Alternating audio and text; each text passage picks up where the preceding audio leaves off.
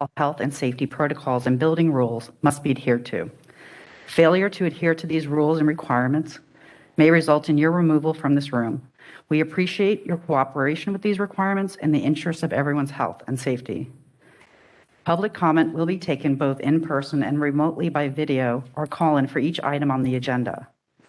We will conduct public comment with attendees in the CRET first and then move to WebEx for public comment. Each comment is limited to 3 minutes unless otherwise stated. Members of the public can observe the meeting using the WebEx system by following the link in the library's event calendar or by calling 1-415-655-0001 and entering the access code. Today's access code is 2495-017-8546. Attendees wishing to offer public comment virtually should raise their hand when public comment for that item has been called. To make public comment when connected by phone, please raise your hand by dialing *3 to be added to the remote queue for the agenda item you intend to comment on. Individuals joining by WebEx should click the raise hand button in the lower right-hand portion of the participant panel to be added to the queue. Bill Kolb from Media Service Operations will facilitate this meeting and assist in moderating WebEx virtual public comment. Mr. Kolb will call upon WebEx attendees by name or by caller number to prompt each attendee who wishes to provide public comment. If we experience any technical issues with WebEx, we will recess and try to address the issue. Please try logging back into WebEx if there are technical problems. Library commissioners in attendance are President Connie Wolf, Vice President Pete Wong, Commissioners Mall, Wardell, Giraduzzi, Lopez, and Bolander. Thank you very much, Margot. Hello and welcome to the March 17, 2022 meeting of the San Francisco Public Library Commission. We are delighted to have our first hybrid meeting and delighted to be here first time in almost 2 years. This is the first in-person meeting for two of our newest commissioners, Commissioner Lopez and Commissioner Bolander. Welcome. So great that we could all be together. And I want to wish everyone a happy St. Patrick's Day. To those of you who joined us in the CRET Auditorium, we're delighted to see you here in person, and we're very pleased to welcome our virtual audience via the WebEx platform. We begin our meeting by reading the Ramaytush Ohlone Land Acknowledgement. The San Francisco Public Library Commission acknowledges that we occupy the unceded ancestral homeland of the Ramaytush Ohlone peoples, who are the original inhabitants of the San Francisco Peninsula. We recognize that the Ramaytush Ohlone understand the interconnectedness of all things and have maintained harmony with nature for millennia. We honor the Ramaytush Ohlone peoples for their enduring commitment to Warrap, Mother Earth. As the indigenous protectors of this land and in accordance with their traditions, the Ramaytush Ohlone have never ceded, lost, nor forgotten their responsibilities as the caretakers of this place, as well as for all peoples who reside in their traditional territory. We recognize that we benefit from living and working on their traditional homeland. As uninvited guests, we affirm their sovereign rights as First Peoples and wish to pay our respects to the ancestors, elders, and relatives of the Ramaytush community. We recognize to respectfully honor Ramaytush peoples, we must embrace and collaborate meaningfully to record indigenous knowledge and how we care for San Francisco and all its people. As we continue our meeting, I want to thank the San Francisco Public Library IT team, who's worked very hard to prepare for this very first hybrid meeting. Their commitment and efforts are greatly acknowledged to ensure full engagement of the commissioners, staff, and members of the public here and virtually. Since this is our first hybrid meeting, we ask for your patience and understanding as we embrace the technologies that link us together. Thank you. To accommodate the technology, I just wanted to add that there may be brief pauses as we shift between the audio in this room and the audio via WebEx. For those joining us via WebEx, if for any reason at any point in the meeting there is a technical challenge and you lose connection, please reconnect. The IT team will be carefully monitoring to ensure continuous connections. And if you have not already done so, all of the materials for this meeting are also available for download on the Library Commission page of the library's website, sfpl.org. Today we have 6 agenda items, and we will begin with item number 1. It's a discussion and possible action on a resolution to adopt findings to allow teleconference meetings under California Government Code Section 54953E, which is recently enacted state legislation allows boards and commissions to hold remote meetings under certain conditions. To hold a meeting remotely, policy bodies must adopt findings consistent with the requirements of the state legislation every 30 days. Before us for consideration is a draft resolution adopting the findings necessary to hold this meeting remotely or in hybrid format. We will begin with open public comment before our commission discussion on this item. We remind members of the public that their comments need to address this particular agenda item only to adopt findings to allow teleconference meetings under California Government Code Section 54953E. There will be an opportunity to address general comments in agenda item number 2. Members of the public who wish to public comment via WebEx, please click the raise hand button in the lower right-hand portion of the screen. If you have called into the WebEx dial-in number, please press *3 to line up to speak. Operations, how many public commenters do we have in the WebEx queue at this point?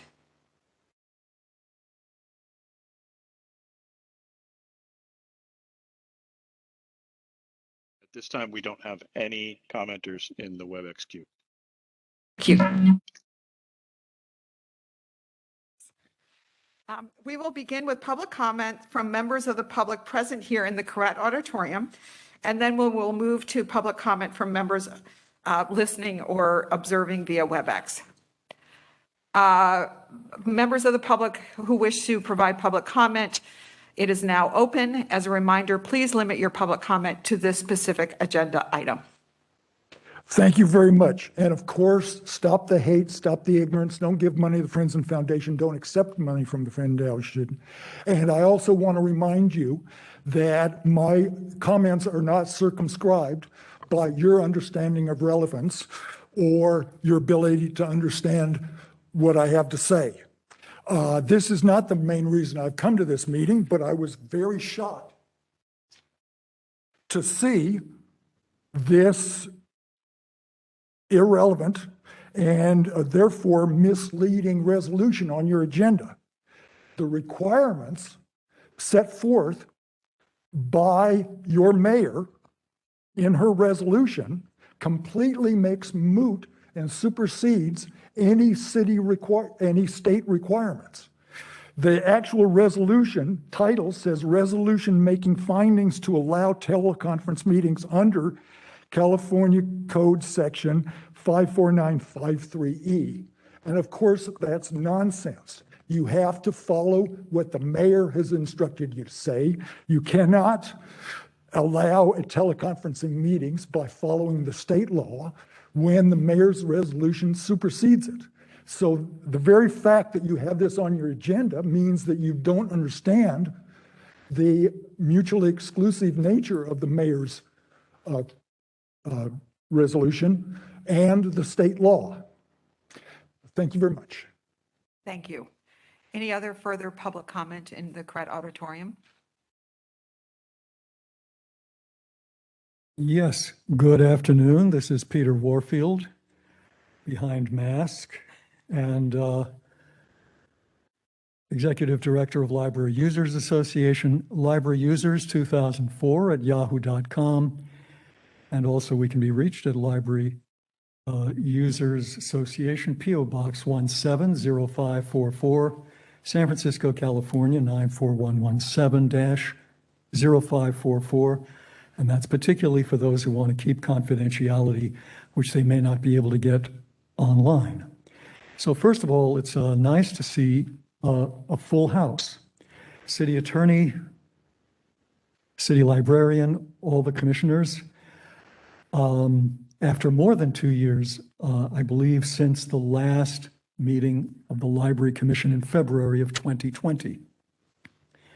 My recollection was there was a very dramatic and with almost no notice closure of the library on Friday, the 13th of March, 2020. And it's my understanding also that the mayor's statement basically requires your commission and all the other charter commissions to meet in person, unless there are specific reasons and so on and so forth, and ways to shave off a little bit when there is good cause. So I certainly agree with the previous speaker. I would like to say that I'm very dismayed and disappointed in your agenda, which I think is counter to the spirit of what the mayor's requirement is. In bold letters right on the front page, in the very first paragraph of the text, you have a statement that members of the public are encouraged to participate remotely online via the WebEx meeting platform and so on and so forth. Why are members of the public encouraged to participate remotely when the whole meeting and the laws of the state and the city before COVID and now during whatever COVID state we have require in-person meetings? As the president very nicely said, it's very nice to be here in person, to see each other, to be able to communicate in person. That's right. Absolutely right. And that's why you should encourage people to come in person to Library Commission meetings, which were the only way they were allowed for all the years prior to COVID. I guess I was about to ask for the timer, and I see there is a timer here on my left instead of smack in front. So I'll leave it at that. And while I know that you look good, not everybody is that great necessarily inside. Thank you very much. Thank you very much. Any other further public comment on this agenda item? We will now move to public comment through WebEx. The San Francisco Public Library Operations team will moderate this portion. If you are using the WebEx interface, click the raise hand button in the lower right-hand portion of your screen. If you've called into the WebEx dial-in number, please press *3 to line up to speak. Operations, if there are any commenters in the remote queue, please begin to put them through. Madam President, at this time, there are no commenters in the remote queue. I'll pause momentarily to give people additional time to join the queue.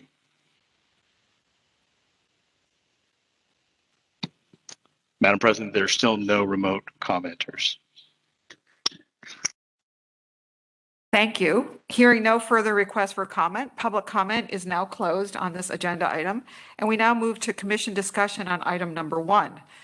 Would a commissioner like to make a motion to adopt the findings to allow teleconference meetings under California Government Code Section 54953E? Madam President, I'd like to move so that we accept the resolution that you just stated. Is there a second to this? I'd like to second. So we have a motion from Commissioner Wardell-Giraduzzi and a second from Commissioner Vice President Huang to approve this resolution. I will call the roll of the remaining commissioners who should vote A or no when I call your name. Commissioner Bolander. Aye. Commissioner Lopez. Aye. Commissioner Mall. Aye. And I vote aye. The motion passes unanimously. Thank you. We now move to agenda item number 2, general public comment, which is an item to allow members of the public to address the commission on matters that are within the subject matter jurisdiction of the commission and that do not appear on the agenda. Members of the public who wish to make general public comment on WebEx, please click the raise hand button in the lower right-hand portion of the screen. If you've called into WebEx dial-in number, please press *3 to line up to speak. Operations, do we have any public commenters in the WebEx queue at this time? Madam President, there are no remote commenters in the queue at this time.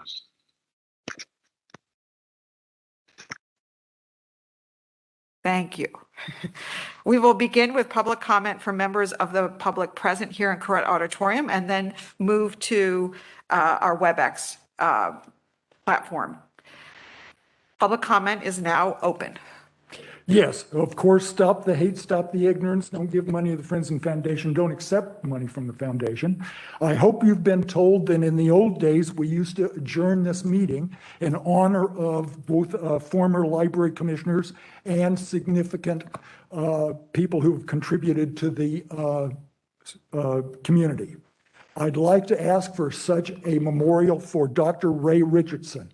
Dr. Ray Richardson passed away on February 11th, just 5 days after your last meeting of February 6th.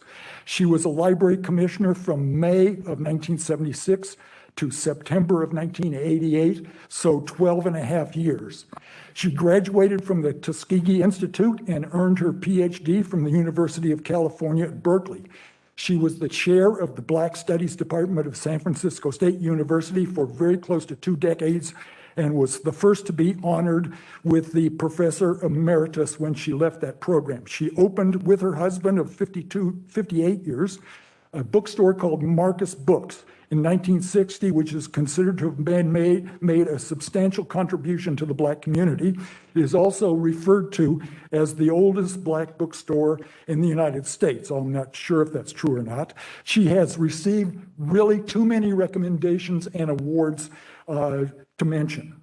I was able to attend a banquet that was exclusively for the Black community once, and when the Master of Ceremonies announced that they would depart from past practice and have their featured speaker first, the audience let out a roar because they knew the reference was to Dr. Ray Richardson. She held that audience in the palm of her hand, speaking apparently without notes for an hour and a quarter, and received an ovation at the end. Her experience in the Black community was really without parallel.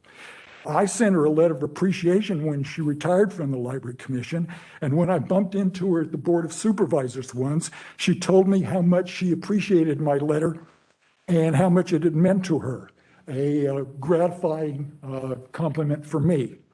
At the time of her death, she had 5 children, 10 grandchildren, and 7 great-grandchildren, numbers that are likely to increase. When it came to the end, not only did the Library Commission and the Board of Supervisors not memorialize her passing, but the Chronicle did not carry her obituary. I happened to learn of it by accident in a newspaper called the Oakland Post. It would be a shame now that it's been called to your attention if you failed to adjourn in memory of Dr. Ray Richardson. Thank you. Thank you very much.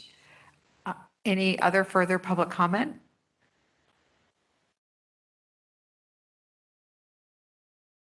Yes, Peter Warfield, Executive Director, Library Users Association, Library Users 2004 at yahoo.com, and P.O. Box 1705, 44, San Francisco, California, 94117-0544. I'd certainly agree with the person who just spoke before me, who's had a very long history with the library and a very reliable one and a very knowledgeable one. And I would certainly second his suggestion about closing in honor. There has been a lot of policy going on at the library that the commission has had no say in whatsoever. And the best thing that I can call it is something that, well, I won't give it a name, but let's just say that I've repeatedly quoted to you from the City and County of San Francisco Digital Equity Strategic Plan 2019 to 24. And that said that over 100,000 people do not have access from home to a computer and the internet or good internet access. And yet the library has been more and more emphasizing electronic programs, electronic books, and electronics generally in favor of, in some cases, instead of more and more materials, communication with patrons, and so on.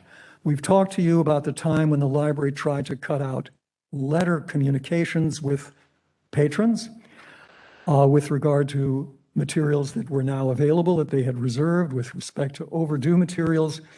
And they never even brought that to you as an announcement or as something that you could approve. Meanwhile, more and more, it seems, the library has taken the tack of more and more electronic materials, and there's not necessarily anything wrong with them except that they're completely inaccessible to those who don't have their own system that's compatible with whatever electronic version of the material they've got.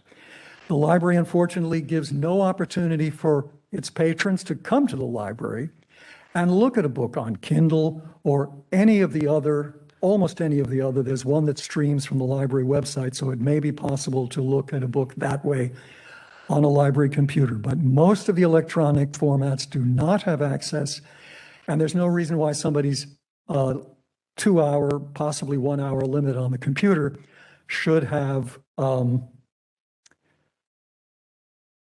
the requirement to have the proper equipment and not be able to come in for the library slogan of free and 3 minutes. equal access. That doesn't exist anymore, and it's getting worse and worse. Thank you. Are there any further public comments here in the Correct Auditorium? Seeing that there are no further comments here in the Correct Auditorium, operations, if there are any commenters in the queue on the remote through WebEx, please begin to put them through.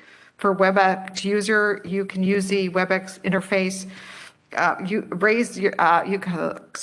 If you're using the WebEx interface, please raise your hand in the bottom lower right-hand portion of your screen. If you've called in, please press *3 to line up to speak. Operations.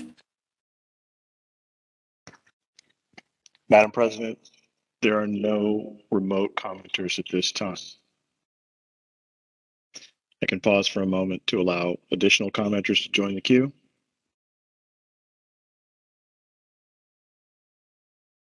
There are still no remote commenters. Thank you. Hearing no further requests for comment, we will now close general public comment. And I just want to thank the comments that were made about former Commissioner Dr. Ray Richardson. Thank you for bringing that to our attention. We now move on to agenda item number 3, which is the Library Public Services Mid-Year Progress Report. And I now turn the meeting over to City Librarian Michael Lambert. Thank you, President Wolf. Good evening, Library Commissioners. Library staff is pleased to have this opportunity to share an update on the library's activities to resume library programs and services. As we take this opportunity to pause and assess where we're at, I think it's important to recognize we're 4 days removed from the 2-year anniversary of the shelter-in-place order when we were forced to shut down our library system. As I reflect, it's hard to find the words to sufficiently convey what our community of internal and external stakeholders experienced. There was so much trauma, sacrifice, and loss. Overnight, 28 library locations, all open 7 days a week. 900 library workers were idled. Our beloved library patrons who relied on us for critical library services were suddenly without. It's been well chronicled how 2/3 of our workforce were activated as disaster service workers, more than any other department of city government. But I want to remind everyone that there were some staff who never stopped serving our community. From those earliest days of the closure, library staff were scrapping and clawing to restore services, first with our telephone information program, and eventually innovating our contact-free book pickup service, SFPL to go, launched in the fall of 2020. As our staff gradually returned to our department and as the public health indicators improved, I was so proud that the library was one of the first departments of city government to resume in-person services. And that was with our Browse and Bounce service last May. Our phased reopening saw all branch libraries resume in-person services last fall, and our main library resume its full pre-COVID hours of operation as well. Earlier this year, we reached a milestone of having nearly 3/4 of our library locations open 7 days a week and 92% of our pre-COVID hours restored. After a year-long hiring freeze, waves of retirements, and library workers leaving city employment, I'm extremely proud of our team for bringing us back to this moment through all the adversity. We're now on the precipice of restoring one of our favorite taglines, every library, every day. We have a tentative plan to have all of our neighborhood branches open again 7 days a week. The plan is contingent upon our continued talent acquisition activities to get staffed up, but we feel cautiously optimistic that we should complete our reopening process before the end of this fiscal year. We recently filled 4 vacant branch manager positions, and in the coming weeks, we're looking forward to canvassing a new eligible list for children's services managers, as well as a new eligible list being created for librarian vacancies.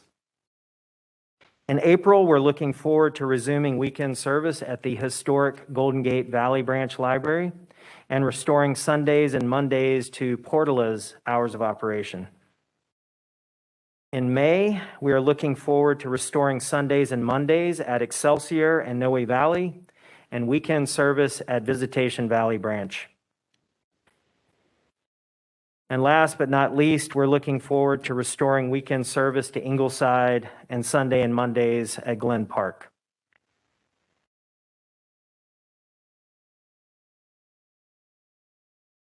The Mission Branch Library remains a top priority for us. We're still working with the Department of Real Estate to finalize the lease of a storefront space in the Mission, where we hope to launch service in the coming weeks. Unfortunately, the previous 2 properties that we pursued did not pan out. I understand our partners in the real estate division supplied a new property owner with a draft lease agreement just this week. And anecdotally, I understand this prospective landlord is highly interested in working with us. I'm hopeful we'll have a space to move into very soon. In the meantime, the library continues to offer SFPL to-go front door service 5 days a week, complemented by bookmobile service on 4 of those days to allow patrons to browse collections. This map shows SFPL service as of today, with our 7-day service locations reflected in orange and our 5-day service locations reflected in blue. We look forward to seeing all of those blue dots turn orange in the coming weeks and months ahead. Now, let's take a minute to look at how our visitorship is rebounding since we started in-person service at the main library in May of 2021. On this bar graph, the orange bars represent the main library, and the green bars represent the branches as a whole. You also see that we added red dotted lines at each point in the last 9 months where we added more service. Some of the jumps in visits correspond with that additional service. We're now seeing upwards of 50,000 visitors per week across the system, and that number is growing steadily as we come out of the latest surge and winter season. I've seen some of the more recent March data last week, and the upward trajectory is continuing, with SFPL seeing weekly visits now above the 55,000 threshold, with 56,817 visitors last week alone, and an average of 1,568 daily visitors at the main, and an average of 5,802 daily visitors at the branches in February. Let's spend some time on circulation as well.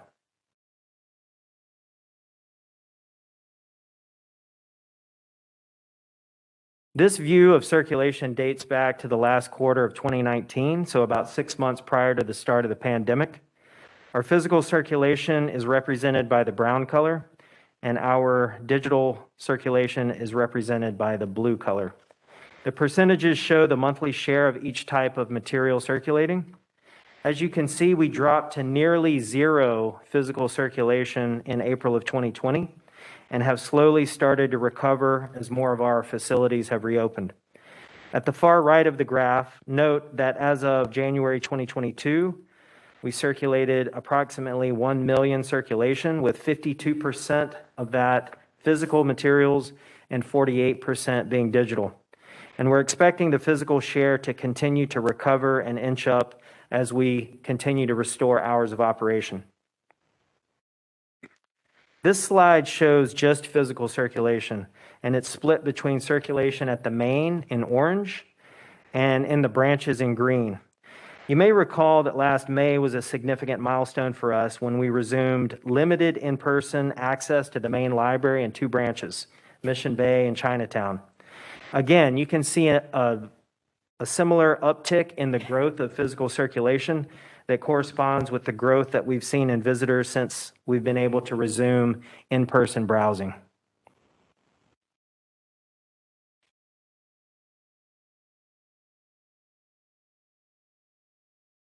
Taking a closer look at electronic circulation, we've discussed in previous commission meetings how we've seen considerable growth in the use of these collections from pre-pandemic levels.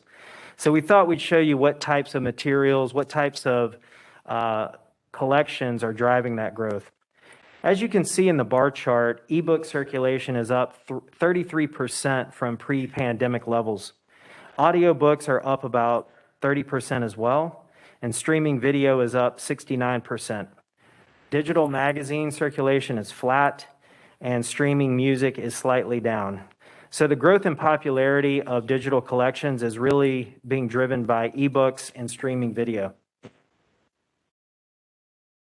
The other side of the digital circulation story is that while still very robust, it's been flat and even a little down in utilization since we started in-person reopening about 9 months ago. But our expectation is that it will remain very popular with our patrons, and we'll plan accordingly in ensuring these resources remain available for our patrons. Another thing we've been tracking throughout the pandemic is what we call patron recovery. There's been so much disruption associated with the pandemic in terms of where people choose to live, work, and commuting patterns, health and safety, comfort being in public spaces, et cetera, that we've been keeping a close eye on our circulation to see if the utilization patterns have changed. The bar on the far left side of this slide shows our pre-COVID active patrons, and the colors represent the type of circulation that they were doing. Pink represents the patrons who were physical material only users. Blue represents patrons who were digital collections only users. And the orange represents patrons who are using both types of collections. As you can see to the right, the percentages represent how much of each type of patron segment has come back to the library to circulate materials throughout the pandemic. We've highlighted the important number at the far right. As of January 2022, we had recovered approximately 82% of our digital-only users, 42% of our physical-only users, and 88% of our patrons using both types of materials. Collectively, these segments represent 62% of our pre-COVID patrons, the red circle. The blue circle on the last bar graph shows that we also want to highlight new patrons who have started accessing San Francisco Public Library's collections during the pandemic. We've added about 30,000 new patrons, so as a total number of patrons, we're at nearly 75% of where we were in the year before COVID. This slide shows the same information in terms of our pre-COVID patrons and how their circulation behavior has changed during the pandemic.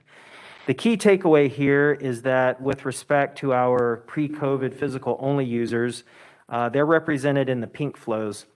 A substantial portion of these folks have not yet returned to circulate materials, and our marketing team is in the process of doing outreach with those patrons to determine how to reach them.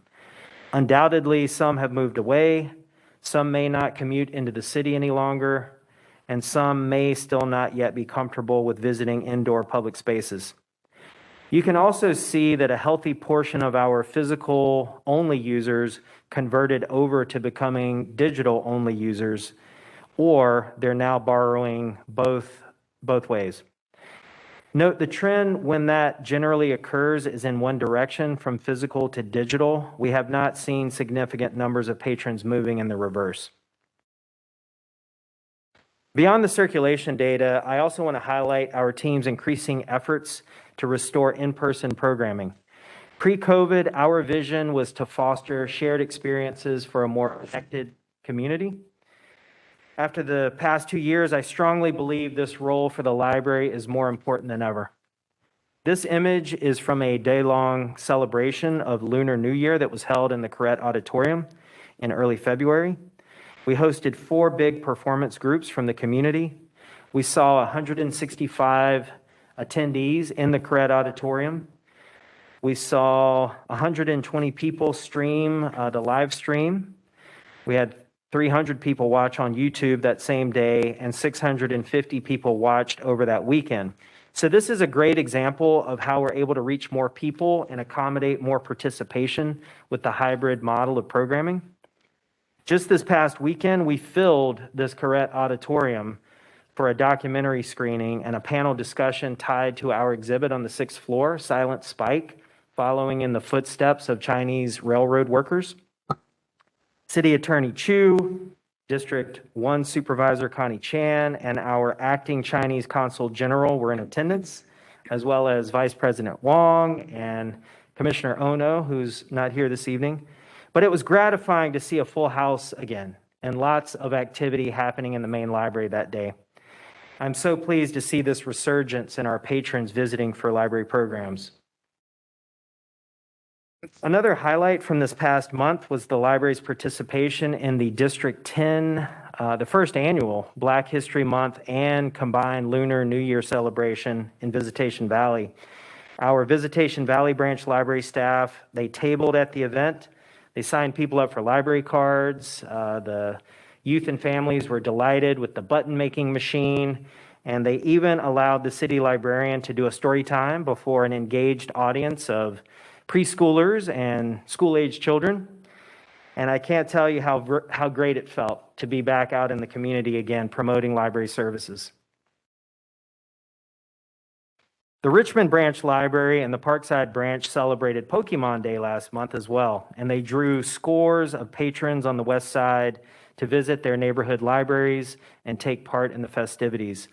All youth received a free Pokemon book, and these are good examples of activation on the outside of our facilities that ultimately gave us a boost for in-person foot traffic in our buildings that day.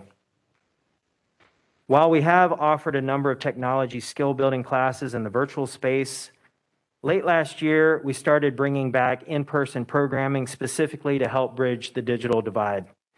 In our Bridge at Maine Literacy and Learning Center, we've had 557 people attend in-person digital literacy courses, which are offered in English and Chinese. We've also brought our literacy tutors back in person when possible, training these tutors to carry out our one-to-one tutoring programs, including Project Read, our adult literacy program, our ESL literacy programs, and our award-winning FOG Readers program for school-aged children.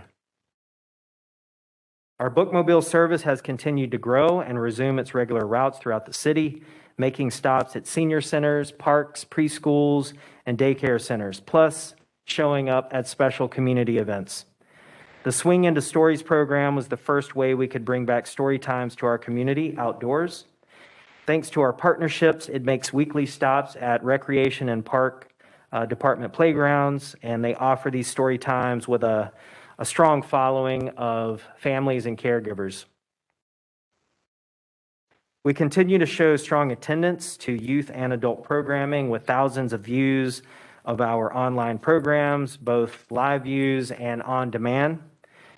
Our average attendance ranges from 30 to 50 patrons, and that's actually an increase compared to some of our in-person programming stats prior to the pandemic.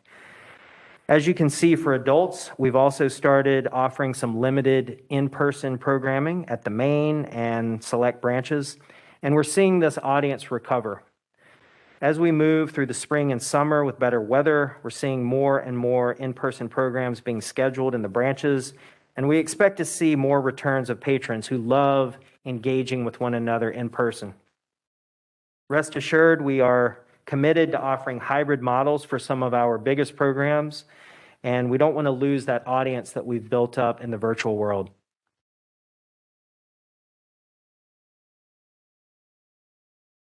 This spring, we're planning to restore weekly in-person story times at our libraries, which are the single most popular program we offer in our libraries. This picture is from the Swing into Stories outdoor bookmobile-led story times. This is at Garfield Park in the Mission. We'll also be bringing back some of our keystone programs this spring, including Dia de los Niños, Dia de los Libros, in the Missions Park Niños Unidos in April. This is a big community celebration with book giveaways for every youth and family that show up. We'll also have Tech Week in May, which brings our libraries and partner organizations to work together on digital literacy classes and events aimed at raising attention to the digital divide in San Francisco. And this summer, we'll bring back Summer Stride, our signature summer learning program with in-person and virtual events for all ages. The library's small but mighty exhibits team has been doing great work, installing 17 exhibits so far this fiscal year.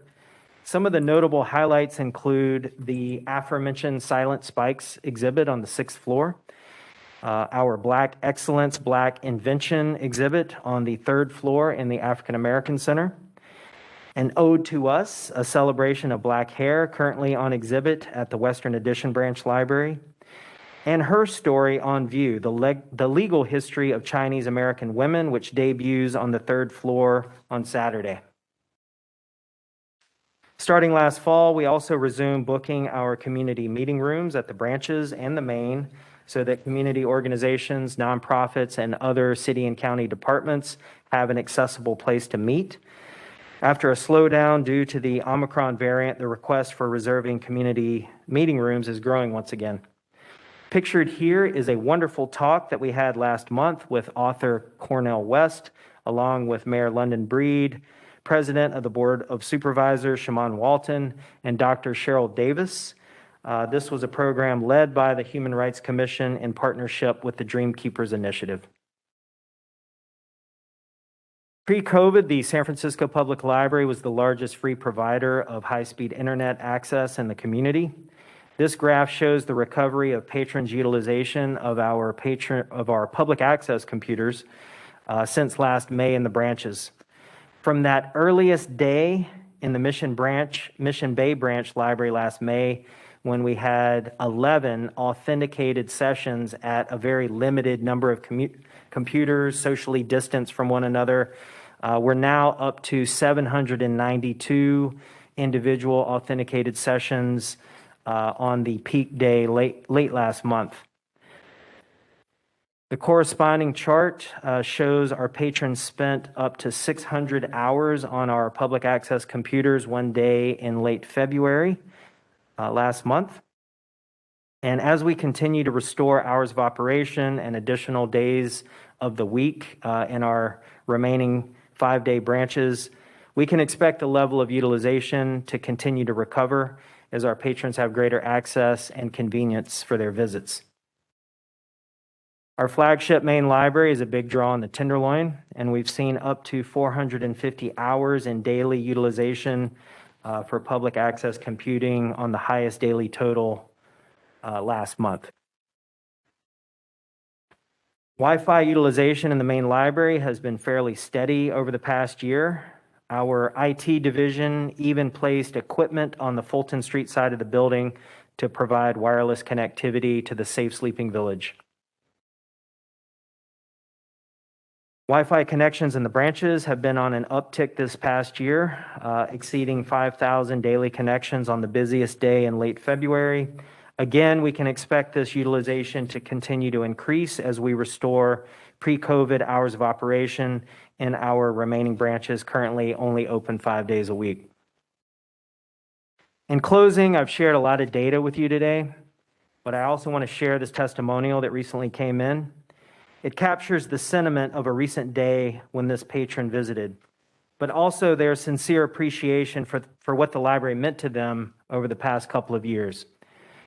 Patron Marshall Lawhon offered, "Thank you so much. You have made my day so much better.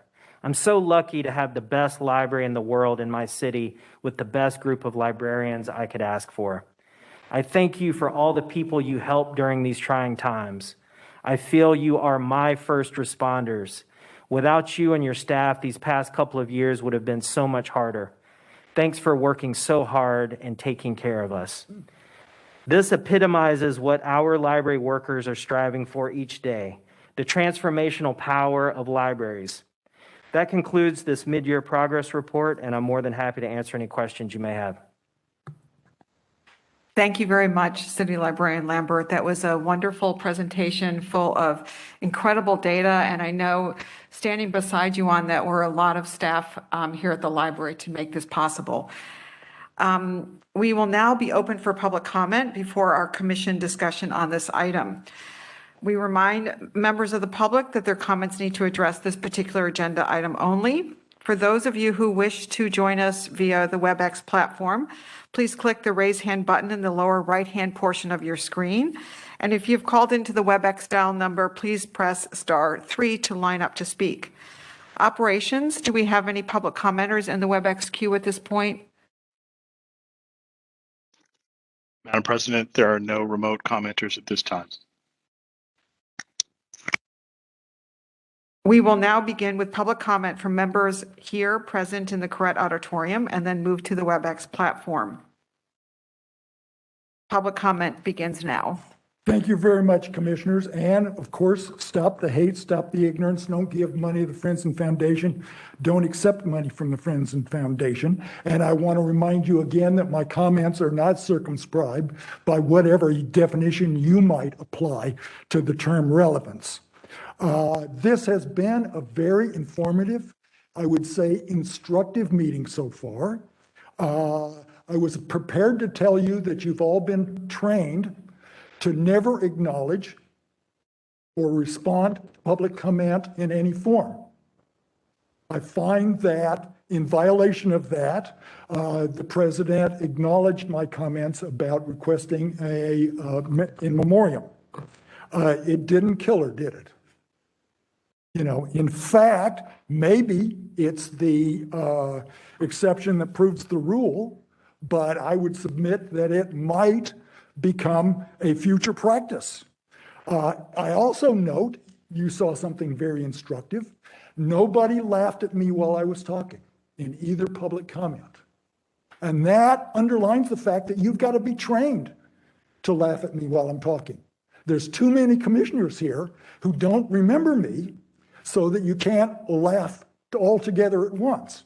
Now, I have to admit that I'm a septuagenarian now, and laughing at a septuagenarian carries a little bit more of a different input. But nevertheless, you should, in fact, be willing to understand and listen to members of the public.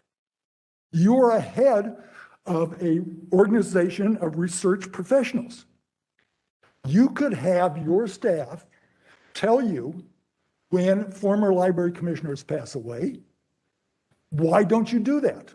It's very simple. That would make a virtue out of past contributions. It would make a virtue out of knowing your history and your institutional memory. And of course, the only thing you tolerate is that the only virtue you can acknowledge is donating money. Any virtue that is acknowledged could be placed above donating money, so you don't do that. In fact, I don't think you've thought it through. Do you really want to live in a world where the only virtue is donating money and every other virtue is denigrated or disgraced? No, in fact, you don't. The question you need to ask yourself is, whose interest does that serve? We have a library commission precisely so that people can feel valued and their voices heard. And the library commission should, in fact, do that. Thank you very much. Do we have further public comment from the Correct Auditorium?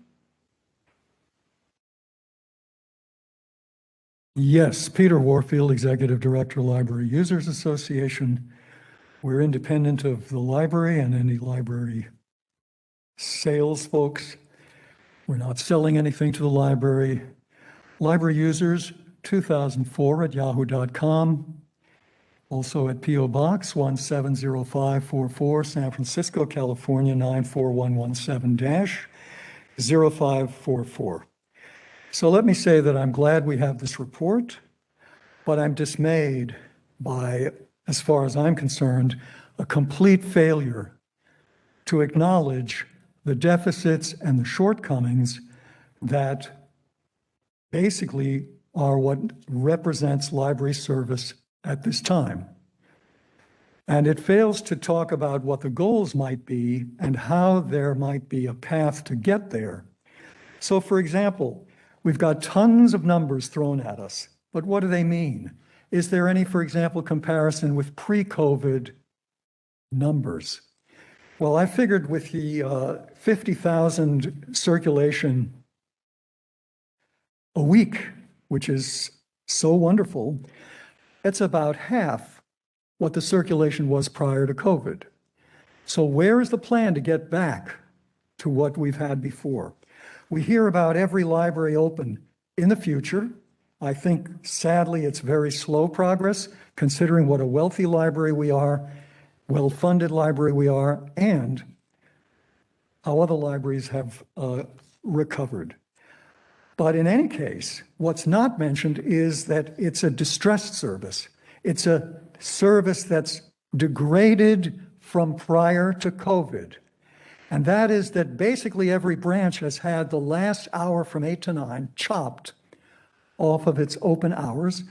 And as you can see, the open hours for some of the libraries that are still not fully 7 days are the very hours that the people in your own surveys have said repeatedly over time, those are the hours they most want more of. Weekends and evenings, that's from your own surveys, which themselves are already a little bit deficient in terms of the offerings of choices to the respondents.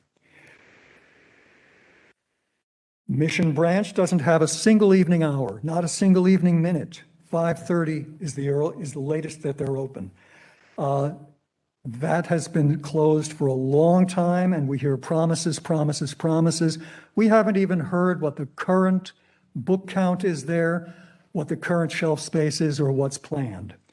So one of the things I think that is very notable is I think that the book demand is tremendously strong, and if you compare it with 3 minutes. electronic, it's excellent. Thank you. Do we have any further comment from people here at Correct Auditorium? Seeing no further public comment in Correct, we will turn to public comment through WebEx. If you're using the WebEx interface, please click the raise hand button in the lower right-hand portion of your screen. If you have called into WebEx dial-in number, please press *3 to line up to speak.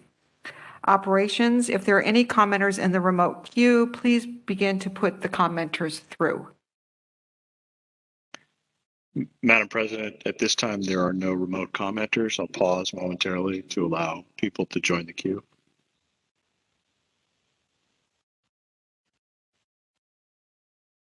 Madam President, there are no remote commenters.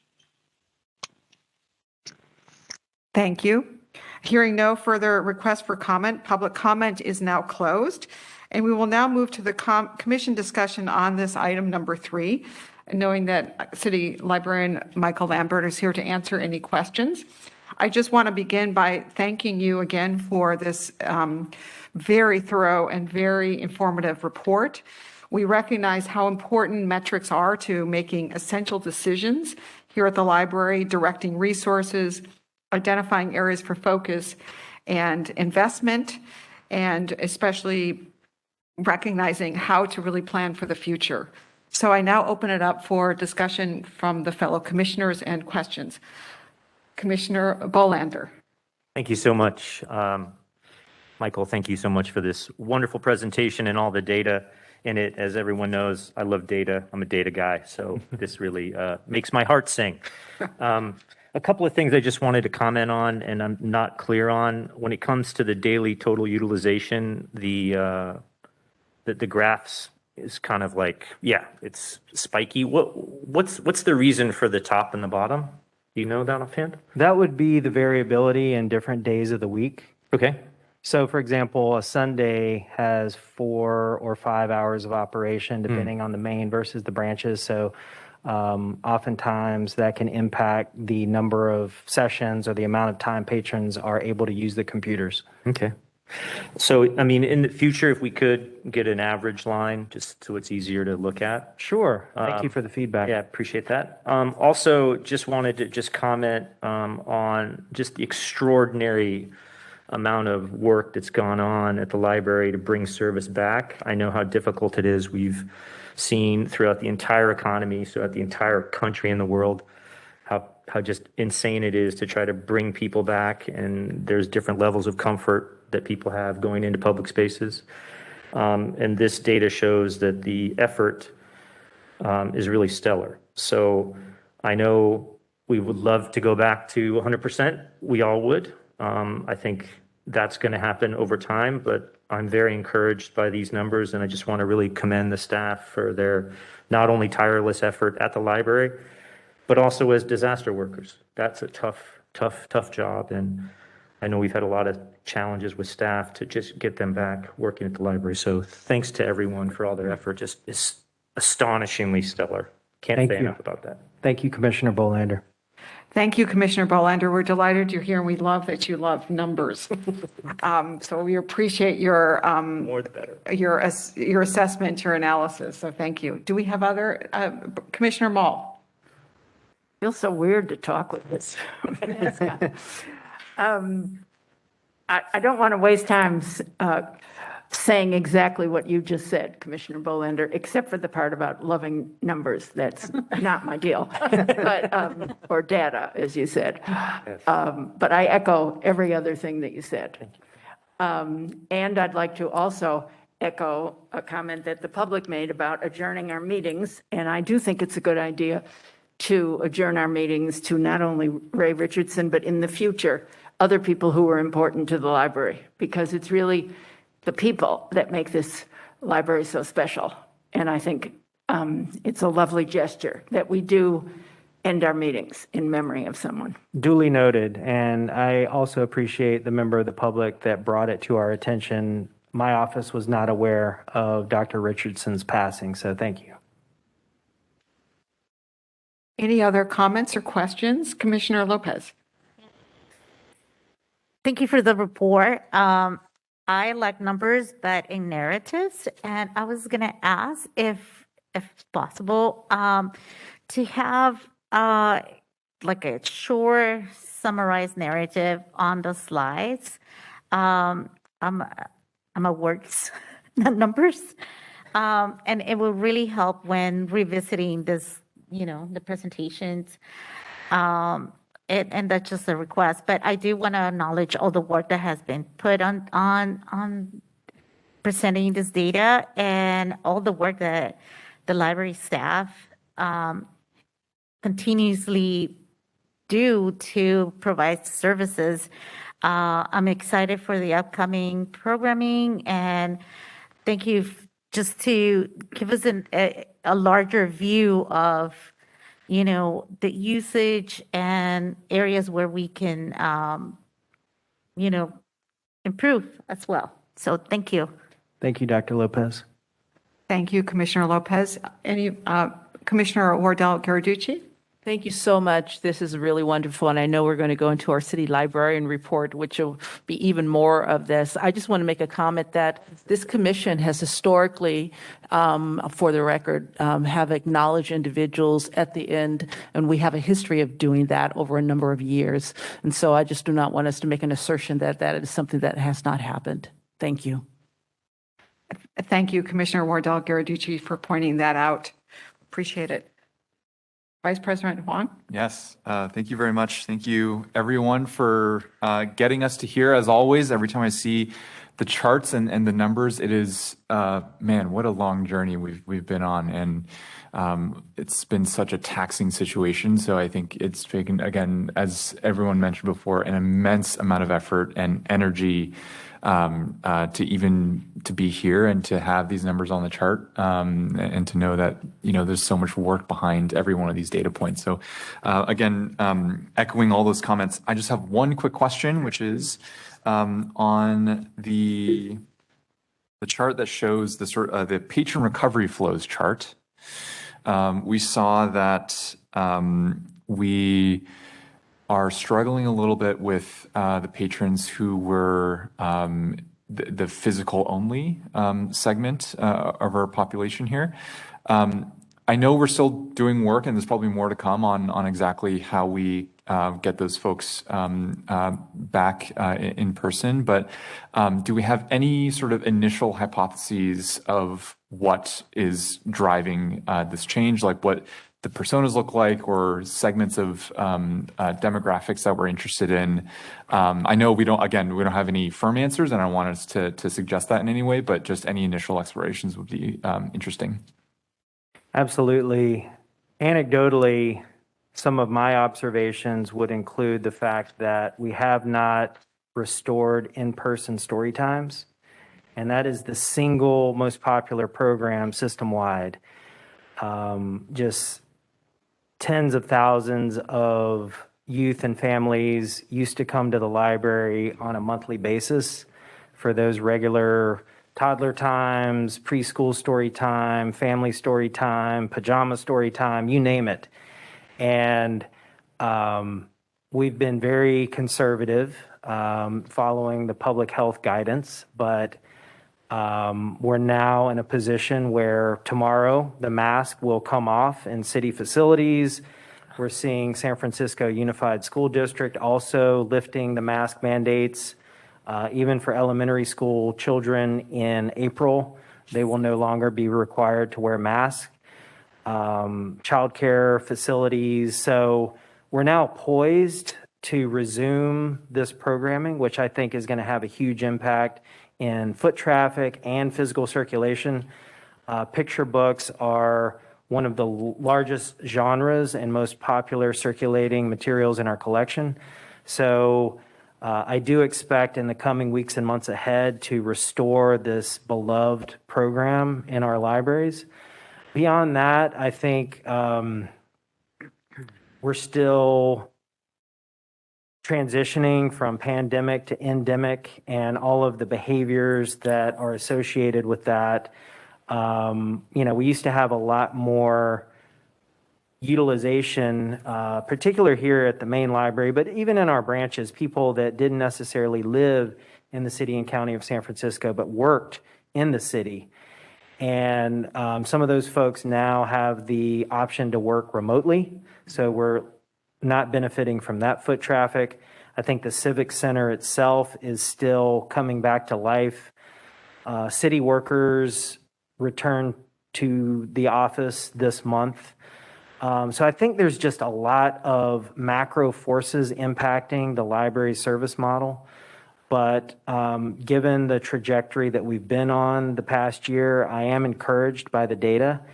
And, I'm encouraged about what the future holds and what I've just seen in the past few weeks with patrons being delighted to be together again in this space, taking advantage of our exhibits, the outreach that we've been doing in the community. This community yearns for their library services. So I'm really pleased with where we're at and where we're headed. Wonderful. Amazing answer. I love that we know and we have a plan to get there, and I'm really looking forward to seeing that plan bear out down the road. So I appreciate it. Thank you, Vice President Wong. Commissioner Mall, you wanted to add something? Yeah. City Librarian Lambert, you mentioned that the library is offering Wi-Fi services on the Fulton Street side. That's correct. Is that correct? That's correct. This is just a question. Has the Sleeping Safely Village impacted the library in any significant way? I think the most practical impact has been the fact that one of our 3 entrances to the building and one of the corridors in the Civic Center has been closed. I think there have been some positive aspects. This unhoused population, they've had access to services, sanitation, meals. It's staffed 24/7. So I think it has served its purpose. And, I see less and less activity in that space every day that goes by as individuals are being placed into housing. So I do expect that Safe Sleeping Village to go away in the coming weeks. I don't know the date, but I know the city, the Department of Homelessness and Supportive Housing is working really hard to get those individuals placed into housing. So you think that the time horizon is that short, that it could possibly be weeks? Yes. That's my expectation. Good. And we're planning on doing some activation with other city and county departments, the Recreation and Parks Department, the Office of Economic and Workforce Development. So we're going to try to bring that side of the building back to life. Happy to hear that. Thank you. Thank you. Thank you, all the commissioners, for your really insightful comments and questions. And again, thank you, City Librarian Michael Lambert, and the entire library staff, because the data is really just because of the individuals that make it happen and the dedication and passion that they bring every day to their work. There is no question. It's amazing when you look at one of the graphs and it was at 0 and then going back up. So it has been quite a journey. And I love that you are really analyzing the opportunities that this offers and the new ways in which people are accessing resources in the community and needing them, as well as the joy of coming back together. So it's going to be a really great trajectory going up, moving forward, and we really appreciate it. So thank you. Thank you, President Wolf. Now we move on to item number 4, which is the City Librarian's Report. So I just want to begin by saying that today is the 8th anniversary of Michael Lambert coming to the city of San Francisco to become part of the staff of the San Francisco Public Library. So 8 years, we thank you for your service. It's wonderful that the former city librarian hired you and that you are here with us today. So thank you. Thank you so much, President Wolf. It is truly an honor to serve, and I pinch myself every day as I count my blessings. Thank you so much. And we do have a couple of reports this evening. I am pleased to introduce our presenter, Michelle Jeffers, Chief of Community Programs and Partnerships. She has an overview of our lineup for Women's History Month, and she also has some exciting news about our One City, One Book, San Francisco Reads program. Michelle? Thank you, Michael. And again, congratulations on your anniversary. Thank you. And commissioners, thank you for having me here tonight. I'm Michelle Jeffers, the Chief of Community Programs and Partnerships, and I'm incredibly honored to be in front of you again tonight. It's been a minute, so thank you.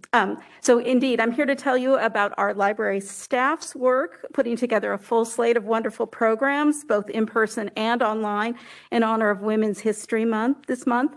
I get the great pleasure of getting to present to you, but of course this work is a collaborative work of all the librarians that work for San Francisco Public Library, and I just want to acknowledge their ideas and their dedication to continue programming. So all month long, we aim to honor and acknowledge the contributions of women past, present, and future, and like all our programs, these wouldn't be possible without the support of Friends of the San Francisco Public Library. First, we started the month, we kicked it off with a book launch with Stephanie Fu. You may know her. She's a noted journalist and a former This American Life correspondent. She released her memoir, What My Bones Know, about her healing from complex PTSD, and she decided to release it here at the San Francisco Main Library. She was joined in conversation with Esme Wei-Jun Wang, who is the author of The Collected Schizophrenias, another remarkable, powerful memoir. This was an incredibly moving event and a very successful hybrid program for us, in which we had about 70 people here in the Corrett Auditorium and another 70 people watching on Zoom and YouTube. We followed that up with the author of the book, Muslim Women Are Everything, Dr. Seema Yasmin. She was in conversation with the feminist comic Zahra Noor Bakhsh, And Dr. Yasmin's book is a riveting collection of stereotype-shattering stories of Muslim women. You can continue to watch that program if you're interested on YouTube. This month, we've also offered a series of what we call small business spotlights. The one I'm highlighting here is with Risa Iwasaki Culbertson. She's an artist and the owner of Papa Llama, which is a San Francisco-based local stationery and home and wearable goods wholesaler. She talked about her journey to starting her business and reaching success. And we also had an in-person film screening of Earth Stories. This was the stories of 12 women from across the country talking about their connection to nature and their awareness of issues of equity and social justice. This program was a partnership with our great partners, the Golden Gate National Recreation Area and Parks Conservancy.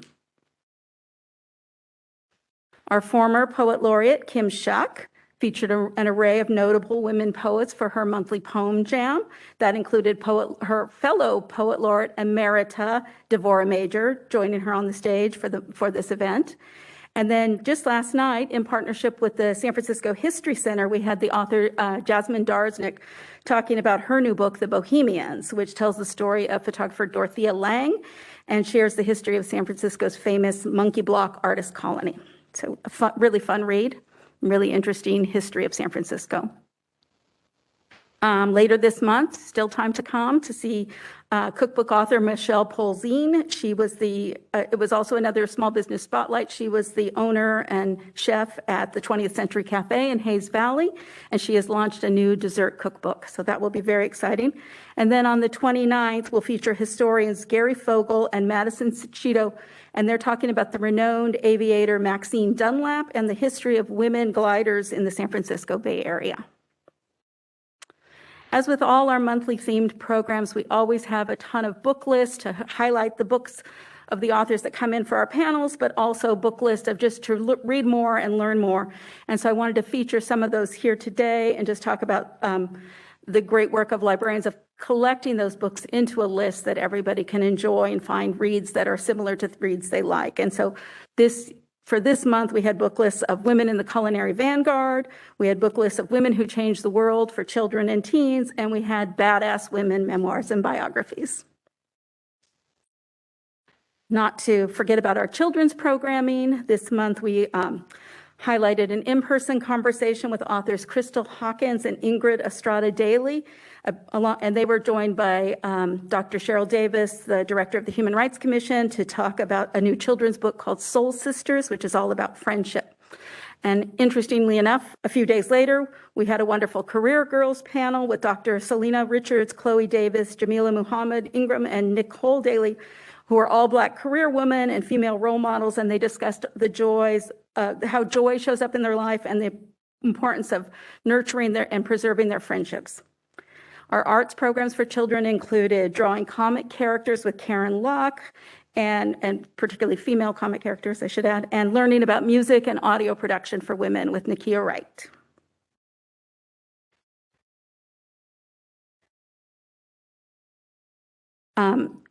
I was hoping to tell you that this morning we were to have the Pulitzer Prize-winning journalist Nicole Hannah-Jones and artivist Nicholas Smith here to discuss their picture book, The 1619 Project Born on the Water. And this was in coordination with the SFUSD elementary school classes and available for the public to tune in as well as the school students. Unfortunately, due to a travel delay this morning, a flight delay, one of our authors couldn't make it at the time we needed to do it for SFUSD. SFUSD was only available within a specific hour this morning. So we have to postpone the program, and I will have a new date scheduled, and we'll be happy to inform you all when we get that scheduled. And then our On the Same Page book club for March and April is a rare poetry choice for us. It's the Post-Colonial Love Poem by Natalie Diaz, which of course won the Pulitzer Prize for Poetry. It also provides an excellent crossover from women's history to National Poetry Month in April. In her profound poetry, Diaz studies the body through desire and the preservation of Native American lives and cultures, suggesting that to exist as a Native in a world with a history of colonization and genocide is itself a form of protest and celebration. We'll have book club discussions on the book, and we'll also have Natalie in conversation with Michelle Cruz Gonzalez in April. So I hope you can join us for that. And that concludes my Women's History Month program, but I'm just going to keep going. So now I'm here to talk to you about One City, One Book, our premier annual citywide book club. It was begun in 2005 with the selection of Gus Lee's memoir, China Boy, and over the past 18 years, we have picked 17 books that are of high literary quality, resonate with the values of San Francisco, and reflect our diverse community. I feel like this is not a very well-kept secret, but I still feel like we should have a drum roll right now because the book is... Maybe you'll find out, making it even more dramatic. This year, I'm so thrilled to announce that the 2022 selection is This Is Ear Hustle, Unflinching Stories of Everyday Prison Life by Nigel Poor and Earlonne Woods.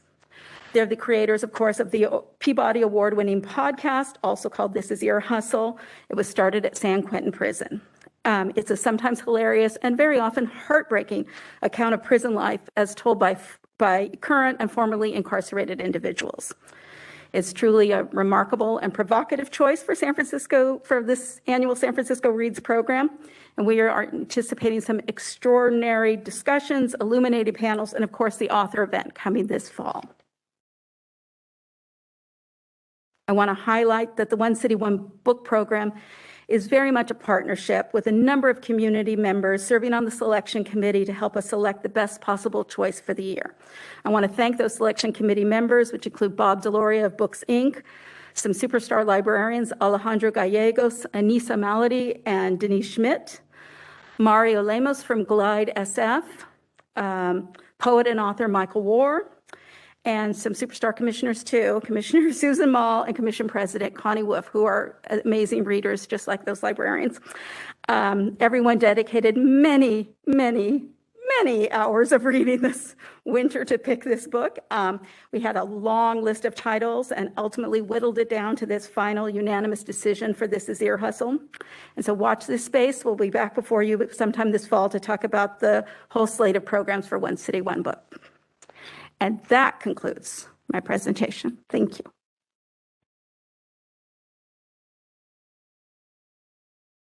Be amazed by the depth and richness of our library programming. Commissioners, in honor of Women's History Month, I just want to acknowledge the extraordinary women on our library commission, the leaders, and also the extraordinary women on our executive leadership team, my partner, Maureen Singleton, our Chief Operating Officer, our chiefs, Michelle Jeffers, Shelley Cocking, Rebecca Alcala, Vera Flor, Lori Regler, all the women leaders throughout our organization. And I also see Marisa Pella, the Executive Director of the Friends and Foundation of the San Francisco Public Library. Also Margot Schaub, our Library Commission Affairs Analyst, also an integral member of our leadership team at the library. So happy Women's History Month, and thank you all so much for your leadership contributions that really allow for our commitment to service excellence in this community. I also want to commend the One City, One Book Committee, Michelle Jeffers, President Wolf, Commissioner Mall, for this year's selection, Ear Hustle. I am about 1/3 of the way through the book, and I am thoroughly enjoying it. So outstanding choice. Thank you. This is going to be another stellar year for the One City, One Book program, and I'm just delighted that we're able to do in-person events again. It's going to be a lot of fun this fall. So that concludes the City Librarian's report. Thank you very much to the staff and Michael for City Librarian Michael Lambert for your presentation. We will now open public comment before our commission discussion on this item. We remind members of the public that their comments need to address this particular agenda item only. If you are on the WebEx platform and wish to make public comment, please click the raise hand button in the lower right-hand portion of the screen. If you've called into WebEx dial-in number, please press *3 to line up to speak. Operations, do we have any commenters in the queue? Madam President, at this time, there are no remote commenters.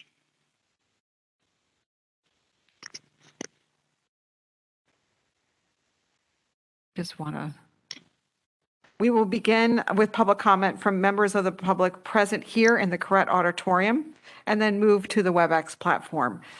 Members of the public comments is now open.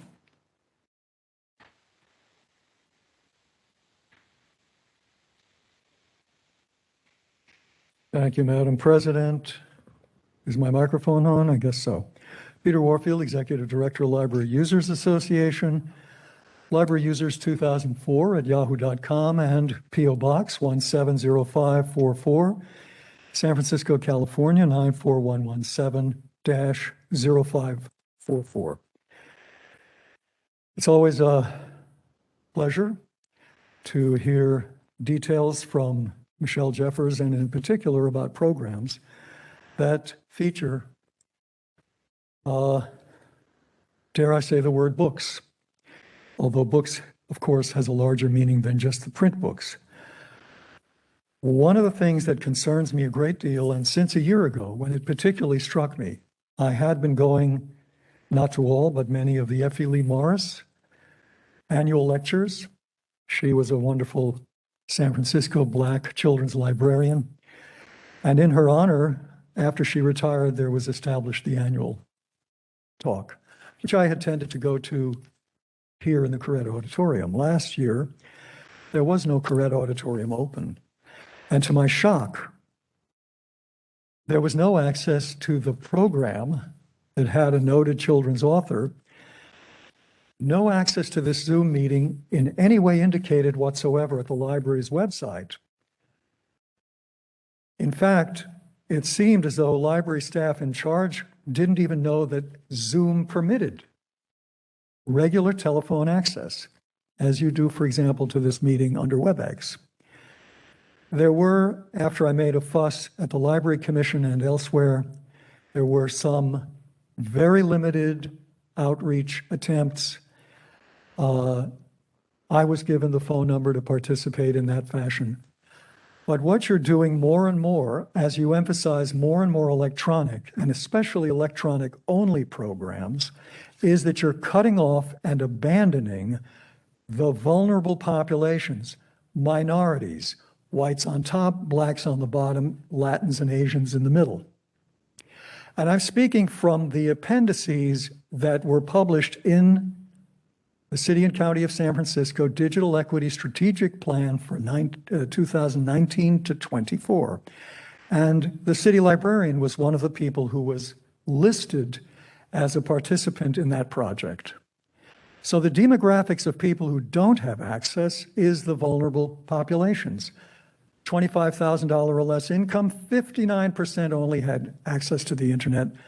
Over $200,000, 98%. And so all of the programs that you have exclusively electronically are completely inaccessible to those people without access, and those are the vulnerable minorities. Unfortunate.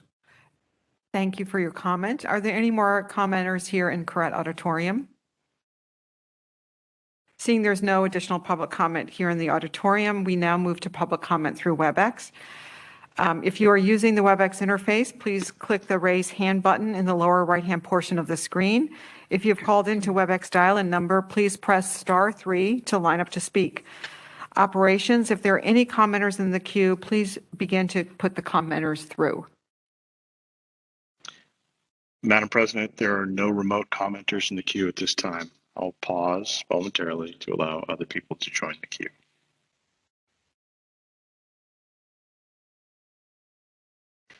Madam President, there are still no remote commenters in the queue. Thank you. Hearing no further requests for comment, public comment is now closed. And we now move to the commission discussion on this item, the City Librarian's Report.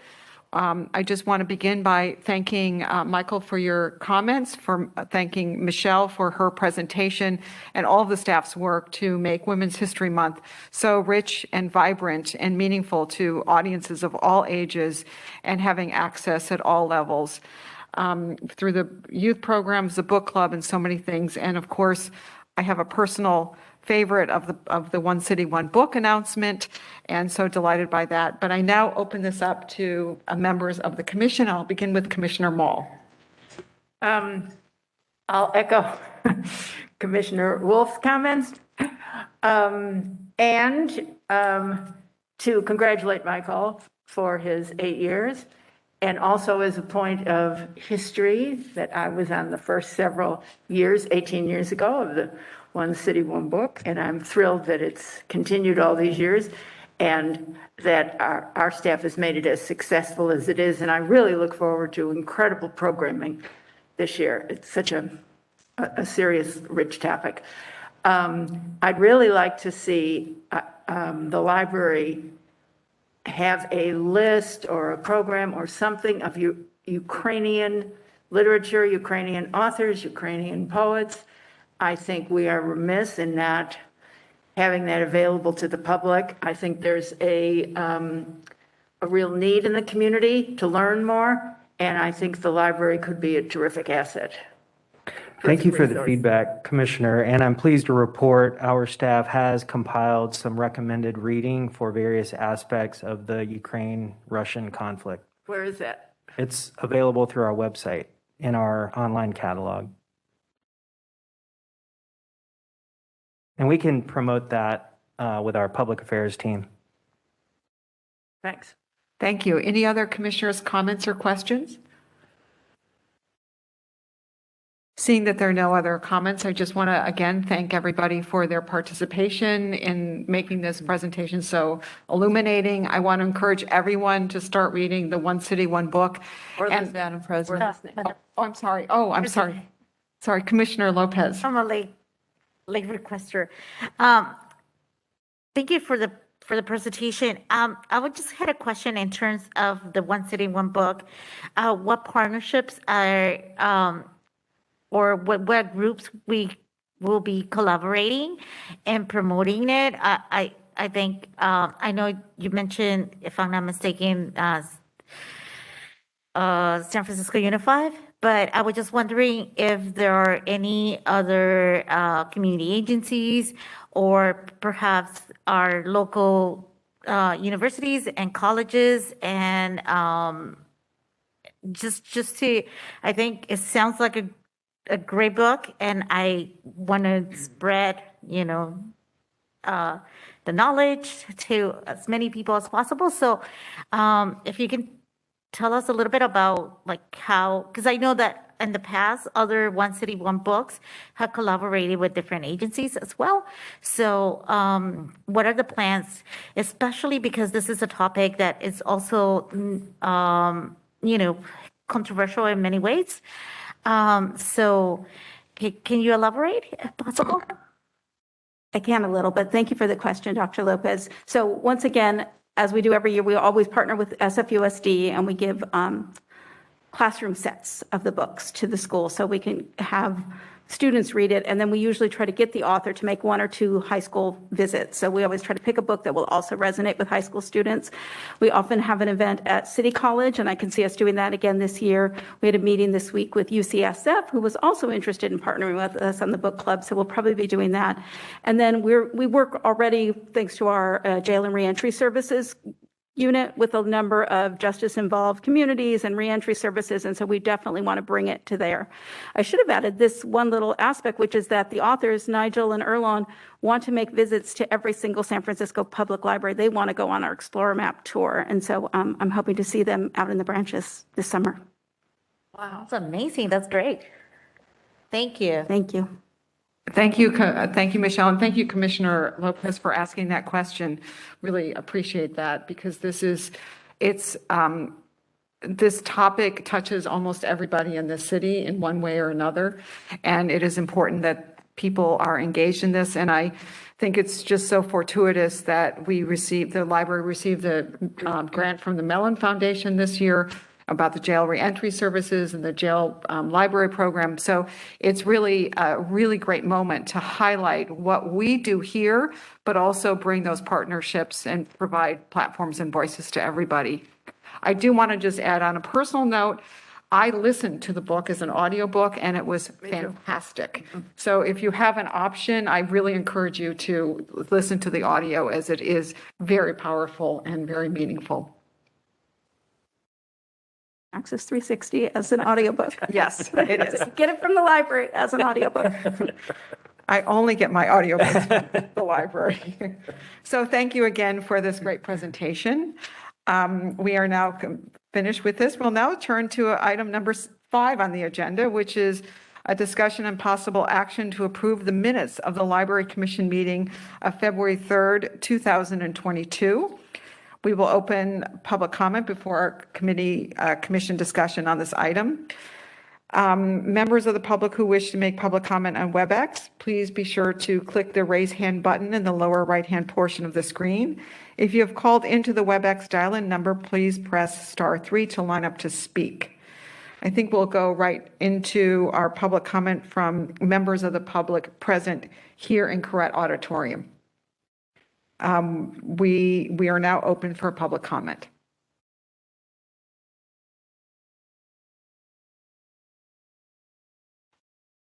Peter Warfield, Executive Director of Library Users Association, Library Users 2004 at yahoo.com, and P.O. Box 170544, San Francisco, California 94117-0544. I say these things because I think they're important for people to know how to get in touch if they were here in person. We could see each other, we could hear each other, and people could approach and say, I disagree with this, or I agree with that, or let's talk about this further. And in person is the easiest and the most obvious way to do that. Right now, apparently, I'm invisible to the folks that are on a computer, whoever they are in attendance, however many they are, we don't see that. With respect to the specifics of the minutes, there are quite a few improvements that I think are necessary. First of all, I give now, every time I speak, contact information by email and by U.S. Postal Service, and I don't see the U.S. Postal Service ever, and I see the email only once. I would appreciate, as part of my comments, the contact information be provided. On item 1, in addition to what I just said, I was concerned with not just the evening hours, expressed as concerned with the widespread cuts in branch evening hours.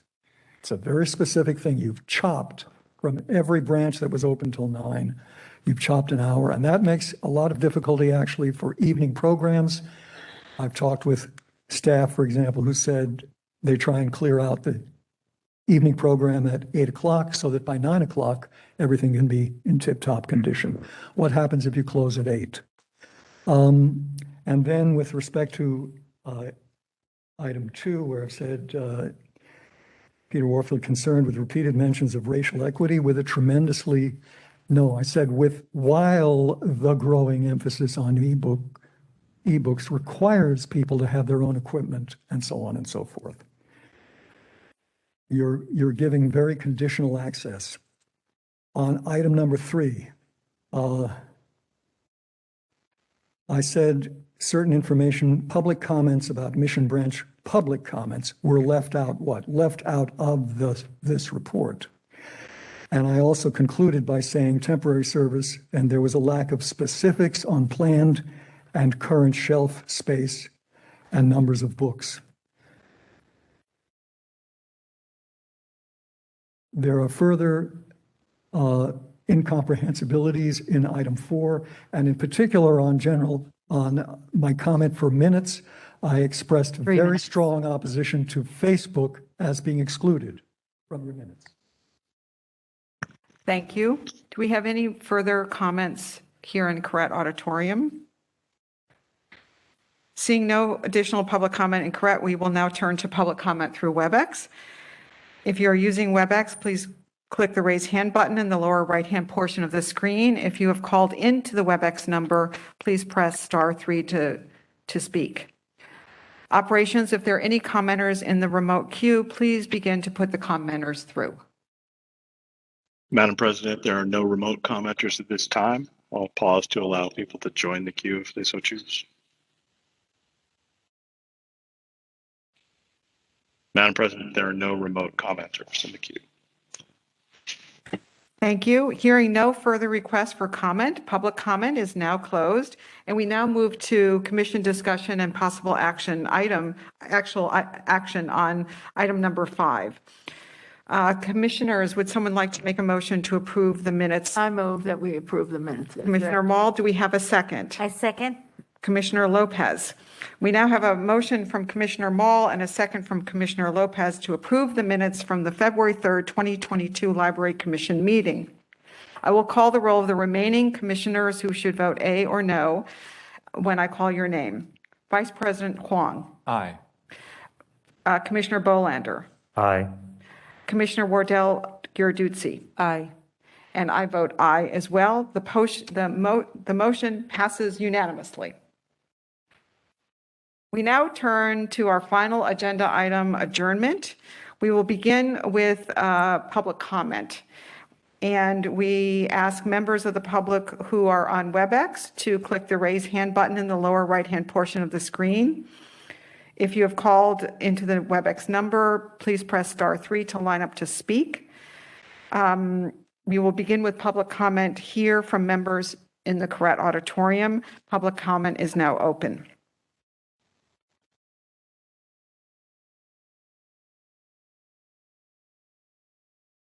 Peter Warfield, Executive Director of Library Users Association, Library Users 2004 at yahoo.com, and P.O. Box 170544, San Francisco, California 94117-0544. While I agree with the early speaker about closing in honor of, and as somebody, I'm not sure who said quite rightly, I think it was former President Mary Wardell Giarduzzi, this was actually an unspoken kind of a tradition to adjourn in honor of somebody who meant some very special things to the library. The only thing I would say, which probably the previous speaker would not agree with, but which I think would be appropriate, is to have some information, some written information about the person and the work that they contributed and something of their biography. So I would suggest that you could either, certainly with my agreement, adjourn in Dr. Ray's honor, or hold it till the next meeting and do so when you have some written material that would explain her role, her, what you appreciate particularly about her service to the public and to the library. I've often said it, and I'll say it again, and there are 2 new commissioners in person. The library used to have an item called new business, or something that each commissioner had the ability to suggest items for future agenda items that they'd like to see on a future agenda. And I want you not to adjourn until you insist that that item be back on your agenda at the end, basically. Today, for example, we had Commissioner Bolander say he knows we'd all like to get back to 100%. What is 100%? We've heard almost nothing about what is 100%. We've heard Commissioner Lopez say that she wants to see some descriptions of numbers that are more understandable in language. And we heard from Commissioner Mall a lot about where we're going, but how about an item on how we're going to get there? We've seen statistics about how wonderful supposedly is the recovery so far, and there has been a recovery. I'm forgetting now for the moment who talked about how pleased she was, and it may have been the chair, the president, about numbers showing going from 0 to quite a bit up. And in this chart, monthly number of items circulated, you've got a huge increase in books and a very small, relatively increase in electronics. In blue, the electronics, in gray, brown, the books. The books are 51%. There's a... Thank you. Any further comments from members in the Correct Auditorium? Seeing there's no additional public comment here in the Correct Auditorium, we will turn to public comment through WebEx. Once again, if you are using the WebEx interface, click the raise hand button in the lower right-hand portion of the screen. If you've called into the WebEx dial-in number, please press *3 to line up to speak. operations. If there are any commenters in the queue, please begin to put them through. Madam President, there are no remote commenters at this time. I'll pause to allow someone to join the queue.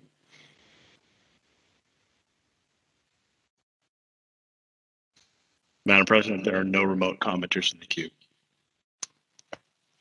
Thank you very much. We are now closing public comment on this item. I would just like to suggest that it was wonderful to get information about Dr. Ray Richardson, and I'd like to suggest that at our next meeting, we pay tribute to her in our adjournment so that there's fully respected and acknowledge the value and contributions she's made not only to the library but to the community and the service she's done. I do recognize that the speaker who brought this, the commenter who brought this forward, mentioned there was no obituary, so we're grateful that this information was brought forward, and we look forward to honoring and paying tribute to the legacy of Dr. Ray Richardson at our next meeting. Sure. We'll try to find the obituary, and I noted the Oakland Post made some mention according to the presenter, so Right. we'll do our research. Perfect. That's wonderful. It's important to pay tribute, especially, at least at this moment, we can pay tribute in Women's History Month, and we'll look forward to doing it next month as well. So I open this up for any further comment from the commission. Commissioner Bolander. Yeah, I would just like to say thank you so much to the technical team. It's pretty amazing what you guys pulled off. Just a round of applause. First hybrid meeting. I know how hard it is, and boy, just all the dedication and hard work. I know a lot has gone into that, so that's very much appreciated, not only from the commissioners, but of course, public as well. So thank you guys for that, and gals. That's all. Commissioner Warducci. I have no comments, but if there is no other comment, I would make a motion to adjourn this meeting. Thank you. Do we have a second? I'd like to second. Vice President Huang has seconded. We've had a motion from Commissioner Wardell Garducci and a second from Commissioner Vice President Huang. I will call the remaining commissioners who should vote A or no for when your name is called. Commissioner Bolander. Aye. Commissioner Lopez. Aye. Commissioner Mall. Aye. And I also join in aye. The motion passes unanimously. And again, thank you to everybody, the library staff, every single member. Welcome to our new commissioners for this meeting. We're delighted to be in person and look forward to a great meeting next month. Thank you, everybody. The meeting is adjourned.